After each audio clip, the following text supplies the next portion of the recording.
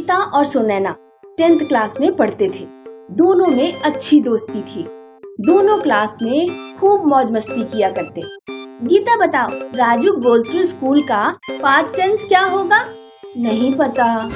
बेटा, तुम तो पढ़ाई में बहुत कमजोर हो। जब मैं तुम्हारी उम्र की थी तो मुझे टेंस, एक्टिव, पैसिव सब रटे हुए थे। आपको कोई अच्छा टीचर मिल गया होगा। सबकी किस्मत इतनी अच्छी नहीं होती मैडम।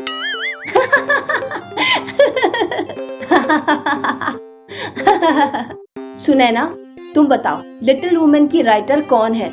नहीं पता मैम। पढ़ाई पर ध्यान दो तो पता लगे। आपको पता है मैम, राहुल, आकाश और सोनू कौन है? मुझे क्या पता। बेटी पर ध्यान दो तो पता लगे। गीता और सुनैना दोनों क्लास से बाहर निकलो। गीता के पापा पुलिस में थे और सुनैना के पापा डॉक्टर थे। पापा, अगले महीने आपकी मुरादाबाद से ड्यूटी खत्म होने पर शिमला घूमने चलेंगे। ठीक है बेटा। गीता तुरंत ये बात फोन करके सुनैना को बताती है। सुनैना सुन, हमारी फैमिली अगले महीने शिमला ट्रिप पर जा रही है। तू भी अपने पापा से पूछ ले, फिर हम लोग साथ में ही चलेंगे। पापा, मेरी फ्रेंड गीता अपनी फैमिली के साथ शिमला घूमने जा रही है। क्यों ना हम लोग भी उनके साथ जाएं? आप अगले महीने हॉस्पिटल से छुट्टी ले लेना। ठीक है बेटा। अगले दिन गीता और सुनैना बस स्टॉप पर मिलते हैं। अब हम लोग शिमला में खूब मौज मस्ती करेंगे। हाँ, गीता और सुनैना काफी देर तक बस का इंतजार करते रहते हैं, लेकिन स्कूल की बस नहीं आती। यार, 8:30 बज गए हैं, अभी तक बस क्यों नहीं आई? तभी बस ड्राइवर खाली बस लेकर आता है।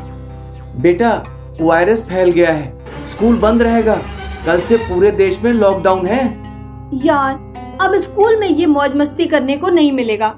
दोनों लोग निराश होकर अपने घर लौट जाते हैं। गीता घर पहुंचते ही अपनी मम्मी से पूछती है, मम्मी, पापा कहाँ चले गए? बेटा, पापा का फोन आया था, वो मुरादाबाद निकल गए। अब हमारी शिमला ट्रिप का क्या होगा?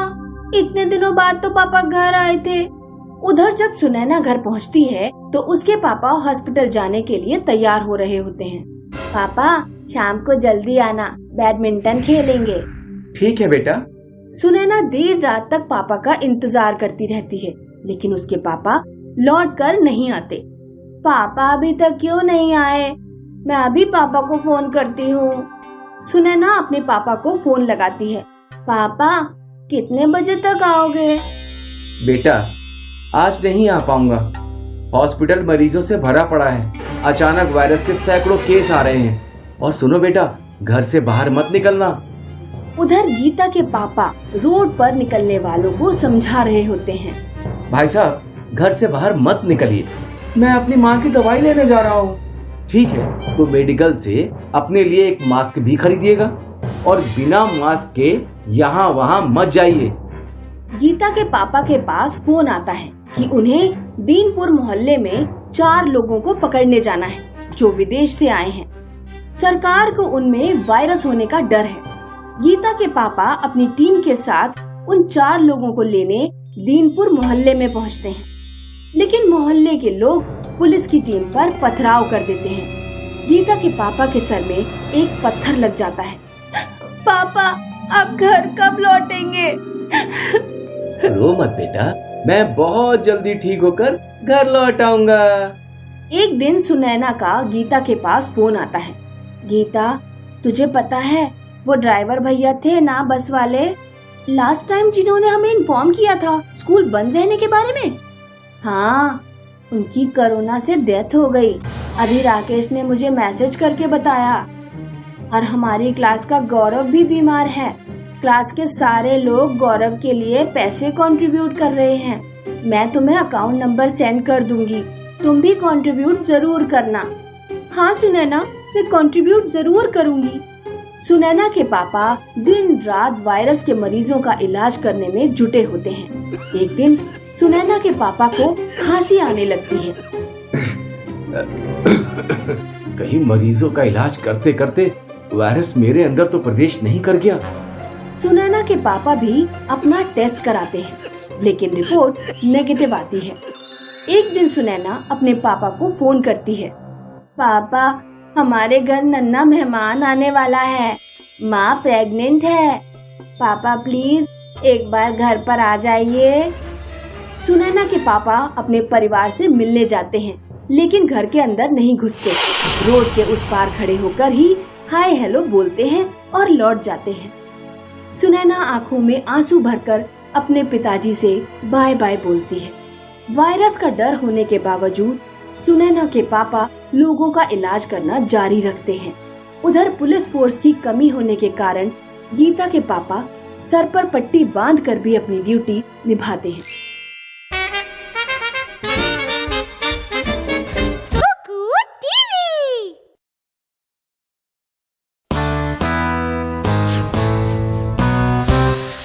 मुकेश राजस्थान के एक गांव में पला बड़ा था और दिल्ली की एक मल्टीनेशनल कंपनी में काम करता था।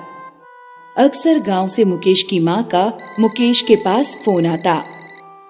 बेटा, तेरी उम्र 30 साल होने वाली है, शादी कब करेगा? कर लूंगा माँ, आप शादी की इतनी चिंता क्यों करती हैं? बेटा, मैं तो हमेशा यही सोचती रहती हूँ कि तू कब बहू को लेकर गांव आएगा। माँ, जब किसी लड़की से प्यार होगा तो जरूर उससे शादी कर लूंगा। एक दिन मुकेश की कंपनी में मीटिंग होती है। अब हमारी कंपनी चाइना में अपने प्रोडक्ट्स बेचना चाहती है। हम चाइना में अपना नया ऑफिस खोल रहे हैं, तो तुम लोगों में से कौन कौन वहाँ जाना चाहेगा? सर, मैं वहाँ जाना चाहता हूँ क्योंकि मुझे कुंफू भी सीखना है। अपनी कंपनी के कुछ लोगों के साथ मुकेश चाइना पहुँचता है। ऑफिस की छुट्टी होने के बाद हर शाम को मुकेश एक चाइना के एक मार्शल आर्ट गुरु से कुंफू सीखने जाता था। मार्शल आर्ट गुरु की एक बेटी थी, जगमा। जगमा ने कई बार मुकेश की कुंफू सीखने में सहायता की। जगमा और मुकेश एक दूसरे के प्रेम में पड़ जाते हैं। मुकेश जगमा को हिंदी बोलना भी सिखा देता है। एक दिन जगमा अपने पिता से आज्ञा लेकर मुकेश से शादी कर लेती है। कुछ दिनों बाद चाइना में कोरोना वायरस फैल जाता है। मुकेश की कंपनी अपने सभी एम्प्लॉइज को इंडिया वापस बुला लेती है। मुकेश जगमा के साथ इंडिया वापस लौटता है। मुकेश कंपनी से कुछ महीनों की छुट्टी लेकर जगमा के साथ गांव जाता है। लो माँ, मैं बहू ले आया हूँ। गांव के सभी लोग मुकेश की चाइनीज बहू देखने आते हैं। बेटा, तुझे हमारे देश में कोई लड़की नहीं मिली जो तू चाइना से बहू लेकर आया? माँ, अब बहू तो बहू ही है, फिर चाहे इंडिया की हो या चाइना की। वैसे भी ग्लोबलाइजेशन के दौर में पूरी दुनिया एक गांव की तरह ही हो गई है। लेकिन ये तो हमारी भाषा भी नहीं समझ पाएगी। नहीं माँ, जगमा को हिंदी बोलनी आती है। जगमा, हिंदी में कुछ बोल कर दिखाओ। नमस्ते सासू माँ। जगमा रात में 3 बजे ही उठ जाती थी और खूब आवाज निकाल निकाल कर हा हैया हु कुंफू का अभ्यास किया करती थी। एक दिन जब जगमा कुंफू प्रैक्टिस कर रही थी तो उसका हाथ छत से लटकी दूध की मटकी पर लग जाता है। मटकी गिरकर फूट जाती है और सारा दूध फैल जाता है। अरे मुकेश, तू ये कैसी बहू ले आया है? एक तो आधी रात में उठकर चिल्लाती है और अब तो इसने घर की चीजें भी तोड़ना शुरू कर दिया है। इतना गाढ़ा दूध बर्बाद कर दिया। अरे माँ, थोड़ा सा दूध ही तो गिर गया, तो क्या हो गया? मैं डेयरी से जाकर ले आऊंगा। एक दिन मुकेश की माँ को सर्दी जुकाम हो जाता है और 3-4 दिनों तक ठीक नहीं होता। मुकेश की माँ टीवी पर चाइनीज कोरोना वायरस की खबर देख लेती है। वो मुकेश से कहती हैं, बेटा, लगता है मुझे कोरोना वायरस हो गया है और इसका कारण तेरी बहू है। ये जरूर चाइना से कोरोना वायरस लेकर आई है। ऐसा कुछ नहीं है माँ, ना जगमा वायरस लेकर आई है और ना ही तुम्हें वायरस है। ये सामान्य सर्दी जुकाम है, कुछ दिनों में ठीक हो जाएगा। मुकेश की माँ की बात पूरे गांव में फैल जाती है। गांव के जिन जिन परिवारों में लोगों को सर्दी जुकाम होता है, वे जगमा पर कोरोना वायरस फैलाने का शक करने लगते हैं। एक दिन गांव के कुछ लोग मुकेश के घर आकर कहते हैं, अपनी बहू को गांव से बाहर निकालो, ये गांव में वायरस लेकर आई है। तुम लोगों को ऐसा कहने का कोई अधिकार नहीं है। चलो हॉस्पिटल चलते हैं और जांच करा के देखते हैं। मुकेश जगमा को लेकर हॉस्पिटल जाता है और उसके पीछे कुछ गांव वाले भी जाते हैं। जगमा की जांच होती है। जगमा को कोरोना वायरस नहीं है। फिर कुछ गांव वाले भी अपनी जांच कराते हैं। गांव वालों में भी किसी को कोरोना वायरस नहीं होता। देखा तुम सब गांव वालों ने, बिना किसी जांच पड़ताल के किसी भी तरह का इल्जाम लगाना ठीक नहीं है। और जब भी कोई इस तरह की संक्रामक बीमारी फैलती है तो ना हमें घबराना चाहिए और ना फालतू में अफवाहें फैलानी चाहिए। डॉक्टर के पास जाना चाहिए और अपनी जांच करवानी चाहिए। सभी गांव वाले जगमा से माफी मांगते हैं।